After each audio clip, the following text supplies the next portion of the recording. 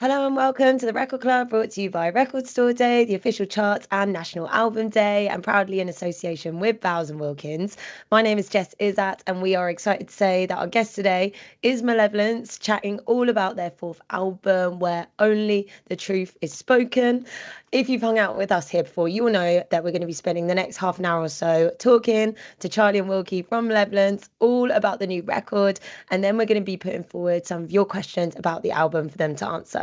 So if you want to get involved, drop us a question in the comment section below. I'll be asking a selection of them in the second half of our chat. And on top of that, one lucky person who sends in a question today is going to be randomly selected to win a pair of Bowers Wilkins PX7 Season 2 over-ear noise-cancelling headphones, which sound wicked with the album. So obviously, don't miss out and get your questions to us. I have to say, I've actually been absolutely spoiled. I've been sent the record, but I've actually been sent a really special one, which I'm going to show in a second. If you haven't already got yourselves a physical copy of the album, we thoroughly recommend you order one from your local record store once our chat with the band is over. But first, let's get straight into this week's Record Club and say a big hello to Malevolence. Welcome. Hello. What's up, Jess? What's up, Jess? Thanks for having us today. Very happy to be here. Whereabouts are you? So right now we are in our very own studio in Sheffield, South Yorkshire. Okay, it's looking pretty snazzy, and I've spotted the trophy already.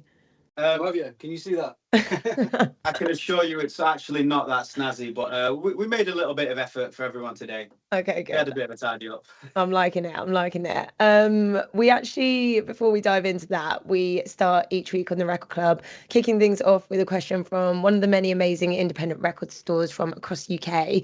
And this week it comes from Dark Earth Records in Wallasey. They say our founder Jim is a born and bred Sheffield, Steel City lad and proud Yorkshireman. Not to mention he's a big Malev fan, and he would like to know if, in what ways, where you're from, your home city, influences the band's music. Ooh, what do you think? Yeah, I mean, we've been writing music sort of related to where we come from and taking influence from where we come from day one, really. Obviously, we've been based here and practicing here and writing music here since, for the, our whole lives. So, I don't know. We've definitely written stuff, I don't know, related to Sheffield over the years. What would you say? I think maybe the sound itself isn't something you would naturally associate Sheffield with, because we do have a history of metal here, but not particularly the vein of metal that Malevolence plays. I'd say there's other aspects of Malevolence that are 1,000,000% influenced by Sheffield, and that is like the attitude we approach it with, and so on. And the way we sort of conduct ourselves and our business within the band is very much has a northern and do-it-yourself attitude. I would say. Well, maybe not so much the sound. There's been lots of people though in Sheffield that have influenced us. So yeah. Yeah. I hope that answers his question. Well, you know what? I actually do think the energy is maybe a little bit shaped, or maybe you're leading the pack in terms of the energy there. But I feel like there's a lot of amazing DIY, like metal and heavy rock bands, which kind of seep more down from the north. I would say personally, I Yeah. went to uni in Newcastle, so I saw a lot of it there on like sort of the ground and indie level up. And I think I don't know, I feel like they love a mosh a little bit more than us Southerners. Yeah, definitely. I think there's an aspect of like up here, there isn't really anyone that's going to come in and help you. Like, there's no big managers or big labels or in any kind of real industry. So it's if you want to do it and make a go of it, you really just got to have the battery in your back yourself to like pull things together. Create your own studio space and get in the van and drive to another city and play a show. Otherwise, it's really just not going to happen for you. I'd say that's definitely something that all of the artists across all genres in Sheffield, everybody has that in common, which is nice, and it is a really good attitude that I think you can carry into all aspects of your life. Yeah. Obviously I have to say huge up to Jim and Dark Earth Records. Obviously Jim, huge Malevolence fan. So big ups and thank you so much for your question. Thanks, Jim. Yeah, I mean, well, let's dive into it with firstly, congratulations.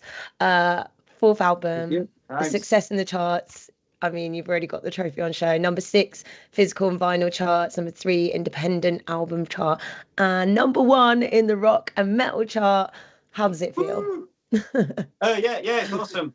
It's awesome. I mean, for us, we never went out there to try and like when we made a band, we never intended on doing these kind of things. So it is very flattering to be to see our name in the list amongst all of these superstars. Mainly, it's just a really nice thing to like tell your mum about, and whoever the random person down the gym who like you know you can say to them, yeah, we're actually a real thing. Like we're in the charts now. But yeah, for us, we really just make music to serve our own community. We don't necessarily expect people outside of our community to understand it or even appreciate it. If they are able to do that, then great. But we never approach these things expecting to get into the charts. So it's awesome. Can I swear on here, by the way? Sorry, can I swear? Yeah, you can. Okay. Yeah, no one's gonna cut you off. I won't tell you off, don't worry.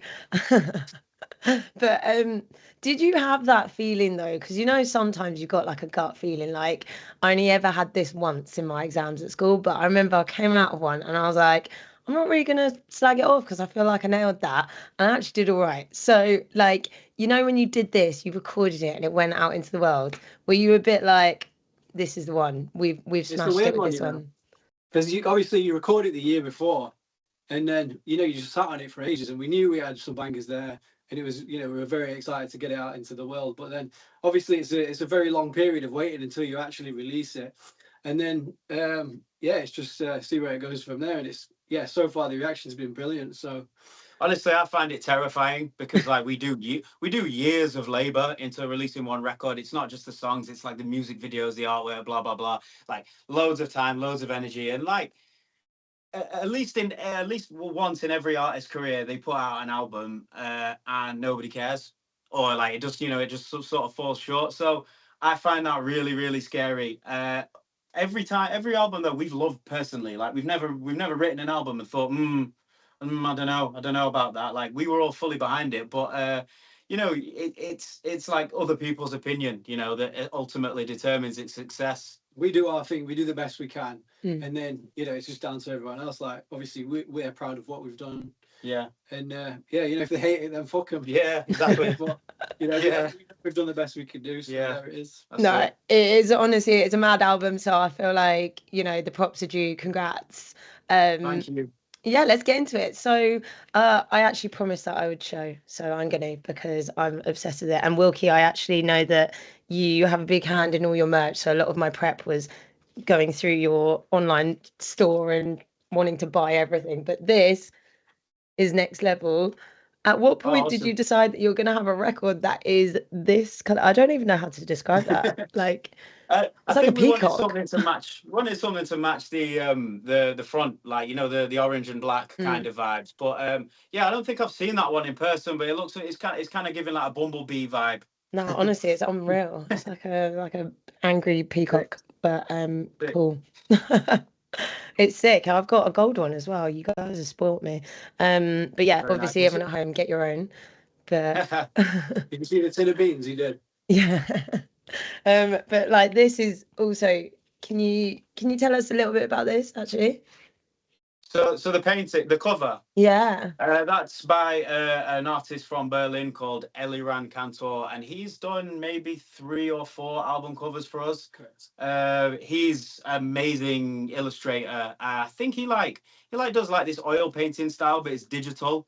And honestly, he's like far more, I don't know the word to describe it, artistic than us. So I'll give him a little briefing. We wanted something that has like some kind of industrial vibes as like a nod to obviously where we're from. And then he comes back with this, he'll write several paragraphs like beautifully written of a concept and paint an amazing piece. And we've always been really happy with it. So shout out to Eliran. I think on our last one, this is an award we won for having like the best, what is this? Yeah, best album artwork of our last record. So he won that. He won that. We didn't really have anything to do with that one. He painted it. We still got it. So there you go. Yeah. So many accolades. Or whatever, I think. So.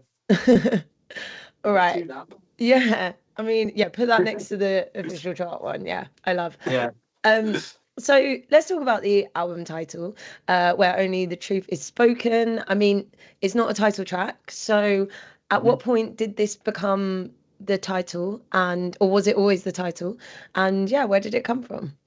It's a good one. So I'll have to take this one. I was on holiday in Turkey last year. I think it was like last spring, and I was on quite in a rural area. There was very few English speaking people around, and I was on a beach alone at the time in a bar.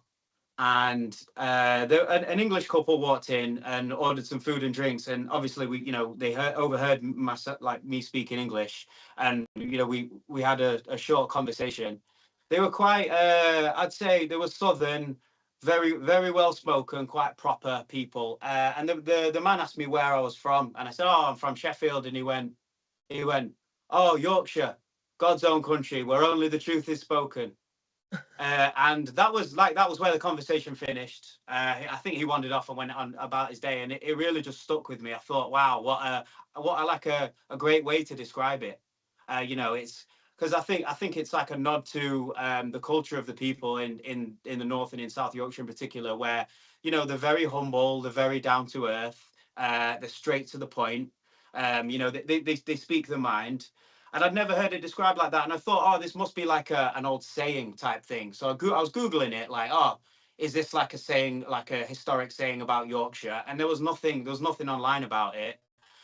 And then I think shortly after I was in Turkey, we flew to LA to record the album, and I pitched it to the lads, and everyone loved it. Everyone thought, oh yeah, what a sick title! Like because we never really had like a long sentence type thing. Uh, and yeah, immediately all five of us were on board, and we didn't have a title before, and it was all up in the air. Like the record was literally finished, and we didn't have a title. So everyone was 100% in it completely. I do have to shout out with that story though. I have to shout out Brian Garris from Knocked Loose, a band called Knocked Loose. I heard an interview with him where he also named their album title, their last one, from a conversation he had with a stranger on an aeroplane, and I think that like was in my mind somewhere when I heard the saying. I was like, oh wow, like what a great place to take it from. So yeah, Yeah. it's a pretty cool story actually. Hey, first, credit where it's due. But this stranger like doesn't know that they just dropped a gem on you, and it just Yeah, like hits, which yeah. I think is wicked. It's the first one with a proper bit of meaning behind Now it. I'm going to be thinking about what I was. I'm going to be like, oh, maybe I can lead Yeah. with something poignant.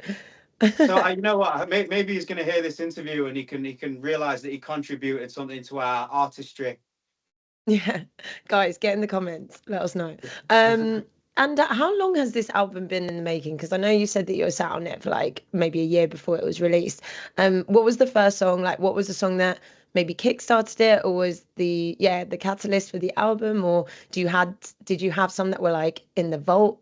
Yeah, where did this It album was a big begin? riff bank, and I think some of the songs that are actually they've made it onto the album. We had them maybe 3-4 years ago, maybe even longer. They're about maybe 2-3 albums ago. We were sat on them, and they were just sort of disregarded in the riff bank till next time, and we didn't end up using them until obviously recently. And Yeah. and it takes a while to bring them to life. So sometimes you go back to the riff bank and then pick from there, and yeah, we can say. Yeah, Yeah, I think it's which one do you think's the oldest? I'd say if it's all the same Yeah, to that you, that one, which is actually probably the biggest song from the album and like the most impactful single. I wouldn't say the song is old. It's just there's bits and pieces there, like certain riffs that we've had for years and years and years, and then we never managed to like do anything with them. And then eventually there'll be another idea get thrown in the mix, and we'll be like, oh yeah, well what about we've got that old bit that we've had for ages. What if we stick that there and it just works? It just works perfectly. So yeah, it's some things on there are brand new. Some things were written like literally in the studio, like as we were recording it, and then some things are ancient, and it's just a big mix of it all, really. Yeah. As I'm sure a lot of metal bands do the same. I think we had about 20 songs at one point that were all just sort of like bits and pieces, and then we, like you say, we drew from there, and eventually it all came to life. Yeah. What is the studio session like with Malevolence? Is there a lot of experimentation, or was this one, you kind of knew what you had and what you wanted to work with? So honestly, it's mainly our guitar player Josh Baines, who isn't here right now. He is like the wizard. He's the big brain behind the music writing operation. So he does a lot of stuff on his own. Like he'll just record little ideas, and then, as Charlie mentioned, like we have what we call a riff bank, where he has a big folder, and it's just like tons and tons of guitar sections, and program drums to them, and he'll send them to us in advance and be like, listen through this, guys. Like, what do you think about this? This time around, we actually worked with a producer, a bloke from LA called Josh Wilbur, and he came to Sheffield, and he like kind of went through them with us, and we just threw like ideas of vocals and all of the rest of it down, and just kind of like piece it together from there. So yeah, we take quite a long time to do this stuff. Like, I know a lot of other bands, they just walk into the studio, they leave with like 4 finished songs. We really we sit and finally pick through every little detail of it, every word, every cadence. So nightmare. Yeah, it takes a piss, to be honest with you. I know. I'm just like jealous of these rappers that just walk in and walk out with 5 songs, and we have to spend months on end doing it. But it is what it is. It's all part of the process. I'm obsessed with the fact that you brought a producer from LA to then come to the studio in Sheffield instead of the other way around. But shit all we're in now. Yeah, hey, he was in here, and then we went to LA to actually record it with him. He just sort of like did the pre-production in Sheffield. Yeah, and he's an amazing producer. Worked on like so many iconic metal records, and I think it was actually important for him to come to Sheffield because it meant that he got to like step into our world. You know what I mean? And like understand who we are as people, understand like who our audience are, and like where we come from, and it gives him like a whole different context to like approach the us helping us with the songwriting. You know what I mean? So I think it was awesome actually that he did that. Yeah, he fitted in really well. It was the first time using a producer and having a 6th person in the room. So we didn't know how it was going to go, but yeah, it went really well. It was really nice to have somebody to mediate the ideas and sort of when we'd be sat there in silence for like a good hour or even the whole day and walk away with nothing. Yeah, he'd be there and he'd just catch you before we all shut each other down and be like, hold on, let's try that again, let's try this. Yeah, a lot of positive energy. Yeah, really good. I can see loads of questions coming in, so we'll get to those in just a second. But I have to say, like, the whole album, like, literally does not hold back, except "Salt the Wound," which I think gives this full sense that there might be a softer tune. Then obviously gets into it. We even have like the whip at the end of "So Help Me God," which made me smile, and just like all these like little like extra bits. Which of these tunes is the hardest to perform? Have you been performing them yet? And which one would you say is like the hardest because it's like the most natural? Just started. It's tricky. Salt the Wound. I know it's slower and like more of a ballad than the others. We did find that one harder to perform because it's just a little bit of a change of pace to what we're normally used to. A lot of them we haven't actually played live yet, though. Like we've played like 3 or 4 of those songs live now. Just the single so far. I think "So Help Me God" will be the next one. It'll be the next one we actually play. Naturally. When we headline, we'll probably be knocking like the good majority of the album out. But got a bit of work to do. Salt the Wound. I mean, we played it a bit. A couple of times it was a bit ropey, so if you're watching this and you saw it and it was like a 6 out of 10, then just come and see us at the end of the year and it'll be like a good 8.5 out of 10 by then. It takes a full tour of playing it to be able to drill it into it, right? With the adrenaline flow. You can play it in the practice room downstairs and you think you've got it, and then as soon as you're in front of people, you just brick it, and then it just goes wrong. So that's so funny. I've literally written down, I'm like, maybe this is the breather in the set list, but apparently not. So there we go. No, that's actually the panic stations. Yeah. Okay. So we've got some questions coming in, and someone stole mine anyway, so this is great. What was it like working with the mighty Randy Blythe? This comes from Steve on the Record Club's Instagram. The only collaboration on the record, Lamb of God legend. Yeah, talk to me about it. That was a big head wobble moment for me, I think, because like obviously like we've worked with a lot of cool like well-known people at this stage, and like I've not been starstruck for many years until Randy came in, and like that's like my hero from back in the day. So I was a little bit like shitting myself at first, but then he's a super nice dude. So so Lamb of God is probably our biggest, like collectively as a bunch of 5 guys, our biggest influence as a band since Malevolence began. Like we all grew up as fans, like teenage boy fans of Lamb of God, and still love the music to this day. We did a couple of gigs with Lamb of God for the first time, I think 2 or 3 summers ago in Germany, and we kind of expected them, as many guys that have been on the road for like 30 plus years, we kind of expected, okay, they're going to be in their hotel, they're going to be in the tour bus, they're not going to be like hanging out with the opening band, you know what I mean? But straight away we walked in that room and like all of them just approached us and just like started cracking jokes and blah blah blah. And then we share a producer. We share a producer with them, Josh Wilbur. He works on all of their stuff. So they were actually familiar with our material. A few of the members were saying they've been listening to our stuff, that they really enjoyed it. They thought we were sick. So we were like humbled. We were like, oh my god, like Lamb of God, like our music. How fucking cool is that? we got the invite after that to do they have a cruise in Florida that goes to the Bahamas. We got the invite to do the cruise, and we played on the boat with Lamb of God like 3 times, and one night we're playing in this like really small bar area, and it's like midnight. Lamb of God have already done their big headlining set. We're like on afterwards. There's like an after party thing in the bar, and Randy just comes up on stage like uninvited, gets the mic, starts singing our song, and we were just like, oh my god, we're like, fucking hell, that's Randy Blythe from Lamb of God, like, just pulling up on stage and grabbing the mic and singing our song, which was definitely like a bit of a pinch me moment for us. And then after that we ended up doing a 6 or 7 week tour with them in the USA, and really really awesome, lovely people, full of optimism and enthusiasm for being in a band, which is awesome, and really really warm and welcoming to us. So that's the story.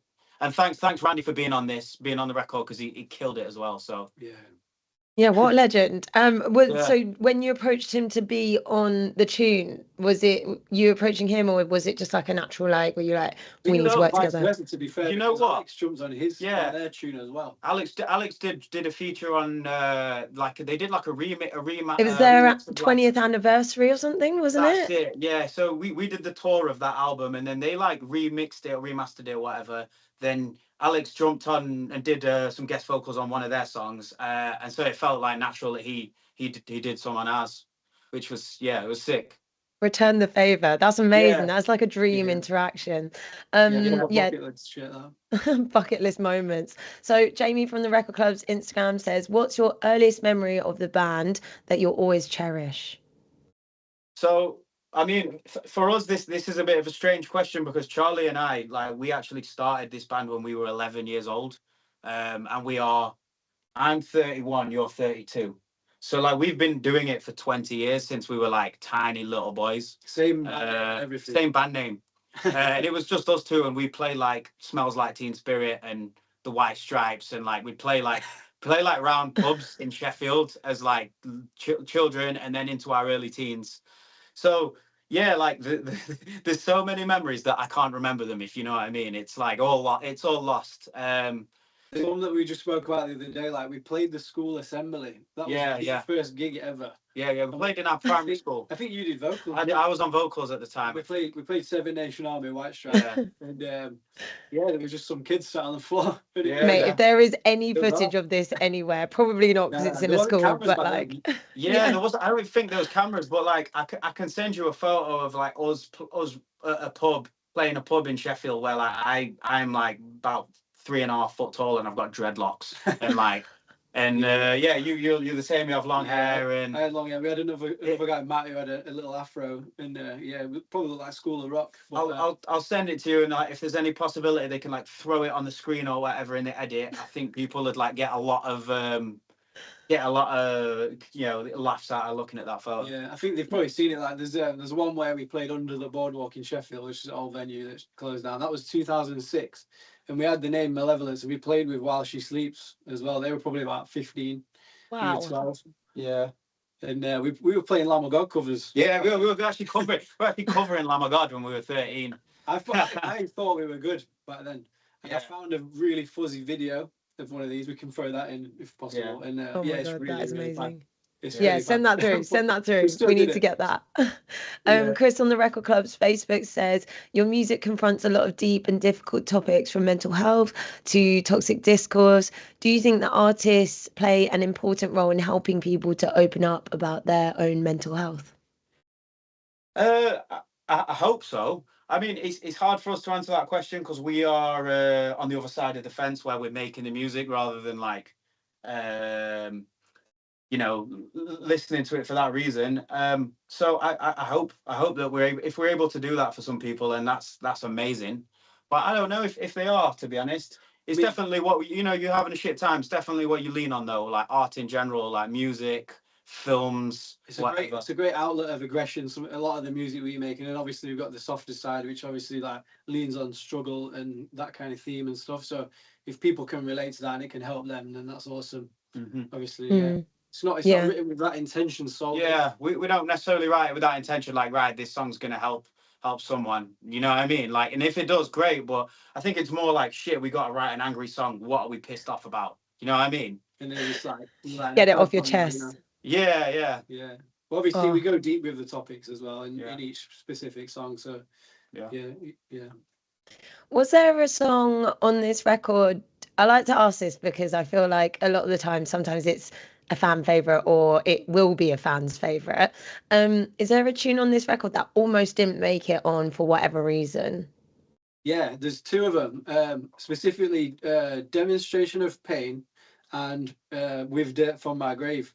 We were bickering over those two for ages, whether which one would make it, because we were going to do 10 tracks on the album. And then, they were the sole two that were standing out. And I was a real advocate for Demonstration of Pain, because I think that little piece of metal we've written there is like fantastic.